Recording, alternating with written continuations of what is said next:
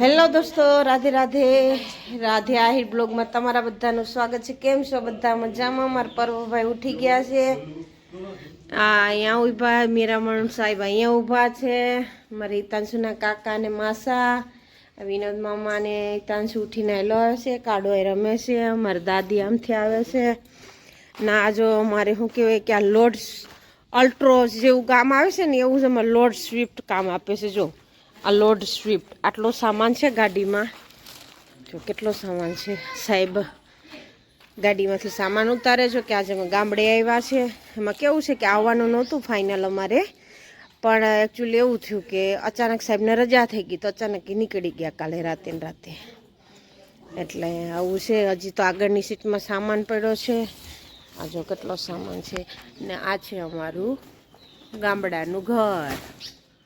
તમને કેવું લાગે તે કહેજો જરૂરથી। જો અમારા આંબે મોર આવી ગયા છે। હવે જો હજી ત્યાં આગળની સીટ ફૂલ ભરી છે ને જો આ અમારા આંબામાં મોર પણ આવી ગયા છે ને નાની નાની ખાખડી આવી ગઈ છે। તો મોટી થાય પછી આવજો ખાવા બધા। હેલો દોસ્તો, રાધે રાધે રાધે આહિર બ્લોગમાં તમારા બધાનું સ્વાગત છે। ચાલો અમે બધા લગ્ન માટે તૈયાર થઈ ગયા છે।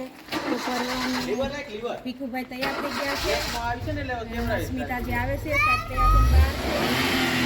આજે અમારે પેલી ગાડી અમારી બંધ છે એટલે આ ગાડી છે। તો ચાલો અમે બધા વિવાહમાં જઈએ, આગળનો વિડીયો જારી રાખજો। રાધે રાધે। તો ગાડીનું ટેસ્ટિંગ કરીને પછી નીકળીએ। આ છે હાઈવે અમારે વેરાવળ ગડુનો,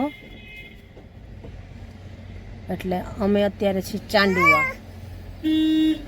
વેરાવળનું ગામડું છે ને જો એ નારિયેળીનો બગીચો છે એટલે ગાડી અહીં થોડી વાર રોકી છે એટલે અમારી ગાડી ઊભી છે। જો અસ્મિતા છે, પર્વભાઈ મારા થોડા ઢીલા થયા છે, હું છું, સાહેબ આગળ બેઠા છે અને અમારી હિતાંશુભાઈને તમને બધાને ખબર જ છે કે ગાડી હોય એટલે એને કશું જોઈએ નહીં, સ્ટેરિંગ પકડી લીધું છે। અને હિતાંશુના કાકા માસા ભીખુભાઈ છે એનું નામ ને મેરામણ પણ છે। તો એ શું કહેવાય કે અમારે બહાર જવું છે લગ્નમાં, તો ગાડીનું ટેસ્ટિંગ કરાવીને પછી નીકળીએ એટલે ક્યાંય ખરાબ ન થાય એ માટે આગળ છે, બોનેટ ખોલીને ઊભા છે ને અમે બધા અહીંયા રોડ ઉપર ઊભા છે। હિતાંશુભાઈ જો અહીંયા અમારા પલ્લુભાઈ જ બહુ ઢીલા થઈ ગયા, થોડો તાવ આવી ગયો છે તો ઢીલા થઈ ગયા છે। લગ્નમાં તો જાય છે પણ ઢીલો તો થઈ ગયો છે। તો બહાર જાય એટલે પેટ્રોલ તો નખાવવું જ પડે, જેમ આપણે ખાવાનું હા ખાવાનું જોઈએ એમ ગાડીની પણ જોઈએ જ છે। તો ચાલો પેટ્રોલ નખાવી લઈએ। પેટ્રોલ તો છે એટલે પેટ્રોલ નખાવીને જ પછી જાય શાંતિ। આ છે સુપાસી,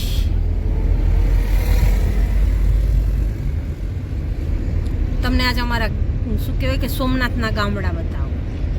મોટા માંગરાનો ન થયો ગાંડો છોકરો હા આયો દીકરો મોટા માંગરાનો નાખ્યો। હિતાંશુભાઈને પપ્પા સલાહ આપે કે મોટા માંગડા ન નાખે।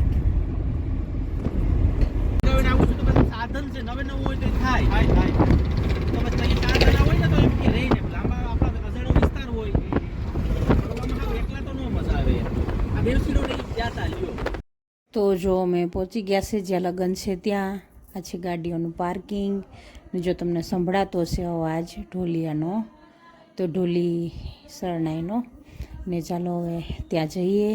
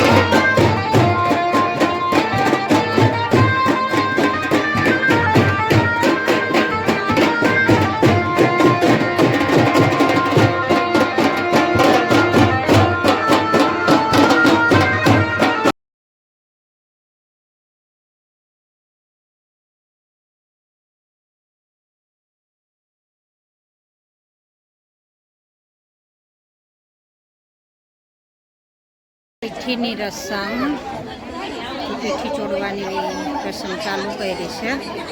આ બધા બૈરાઓ બેઠા છે. મારે ત્યાં સુરોરો કરે છે ને નહીં ફાવતું. બધા ગેસ્ટ જ છે, ઘરના જ છે, જોકે મહેમાન જ છે બધા.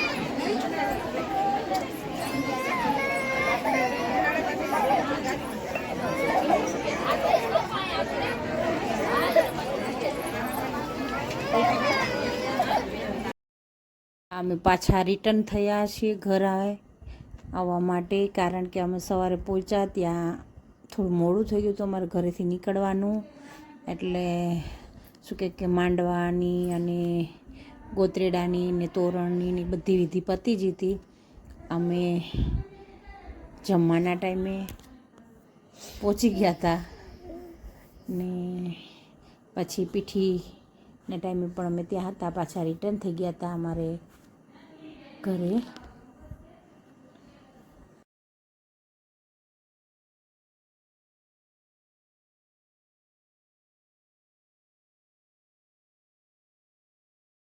તો અમે પાછા ઘરે આવી જવા નીકળી ગયા છે. અને બીજા વિડીયોનું શૂટ ઓછું થયું છે, કારણ કે અમે પીઠીના ટાઈમે જ પહોંચ્યા હતા, એટલે માંડવાની વિધિને એવા બધા નથી મારી પાસે. ને જમી અને પછી અમે તરત નીકળી ગયા હતા, કારણ કે હિતાંશુ અને પર્વ બંને તોફાને ચડ્યા હતા. તો વિડીયો કેવો લાગે તે કોમેન્ટ કરીને જરૂર કહેજો. અને વિડીયો પસંદ આવે તો લાઇક, શેર અને સબસ્ક્રાઈબ કરવાનું ભૂલશો નહીં.